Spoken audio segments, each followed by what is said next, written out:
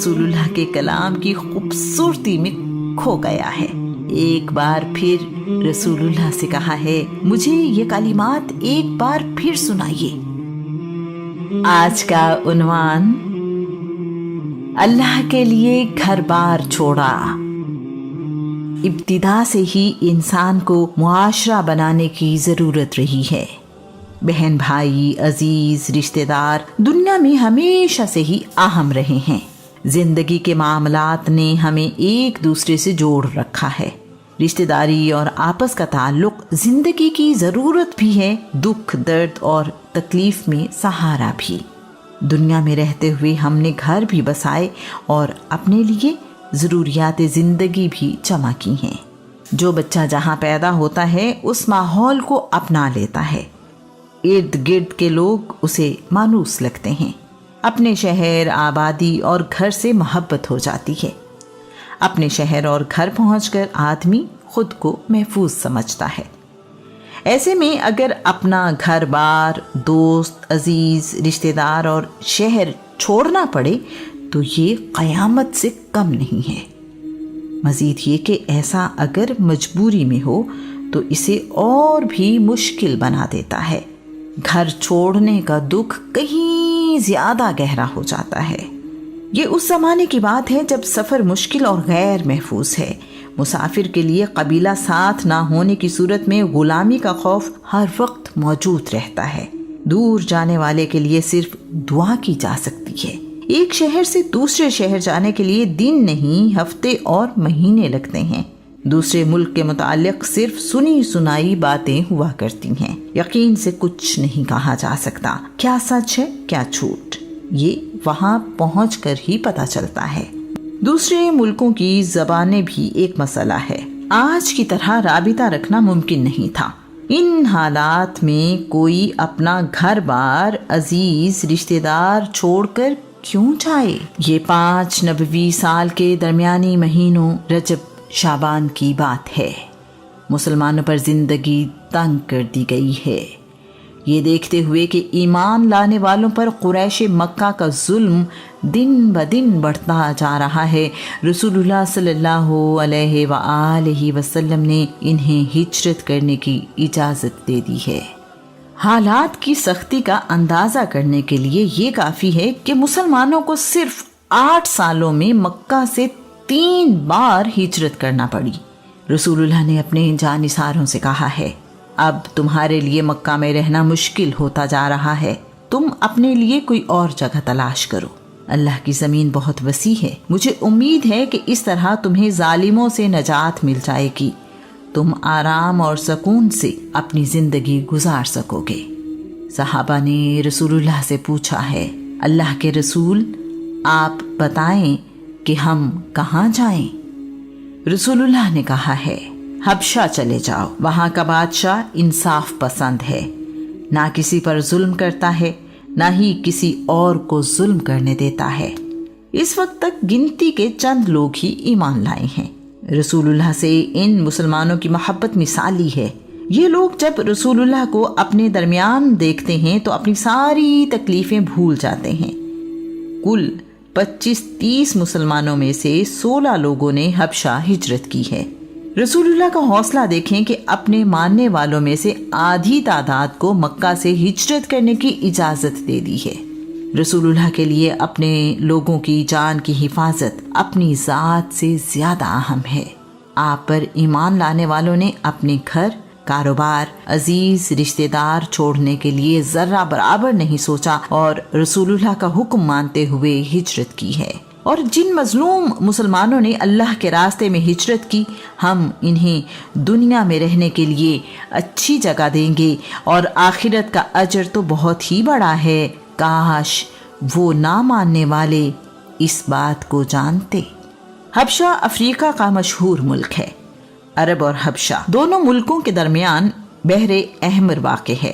اسلام سے پہلے بھی عرب کے حبشہ سے اچھے تعلقات تھے۔ حبشہ میں بادشاہ کو نجاشی کہا جاتا ہے۔ اس زمانے میں اسہمہ بن ابجر کی حکومت ہے۔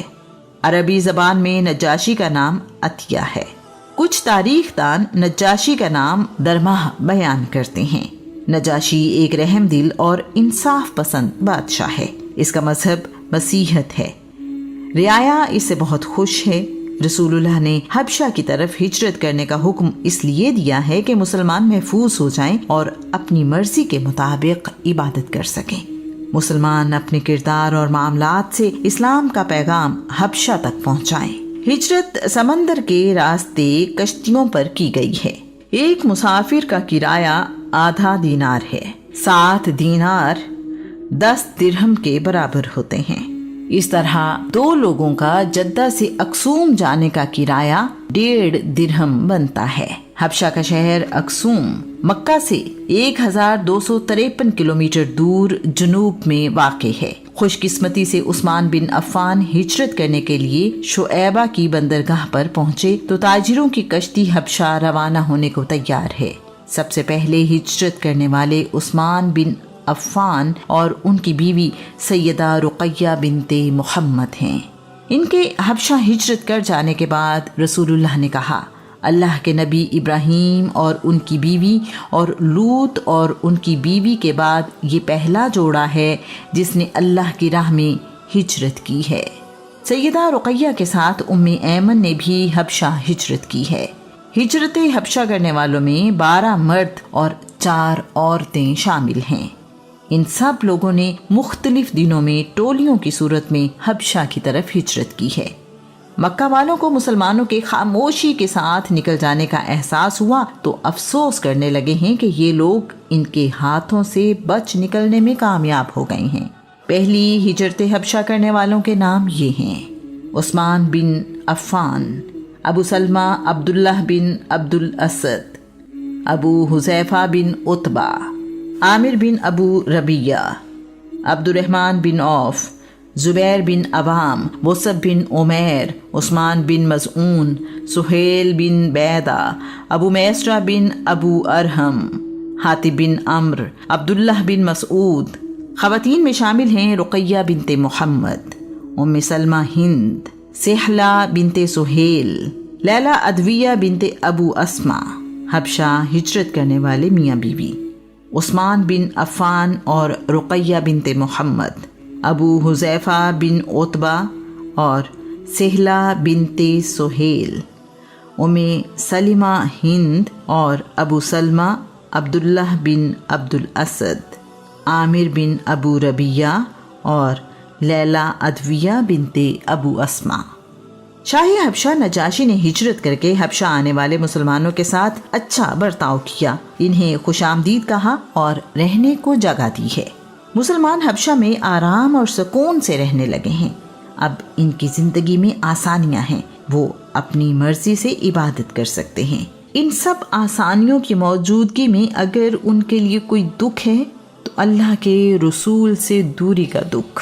ان کا دل اب بھی مکہ میں ہی دھڑکتا ہے، جس دین کی خاطر یہ لوگ اپنا سب کچھ چھوڑ کر حبشہ آئے ہیں۔ اس دین کو پہنچانے والا ان سے دور ہے۔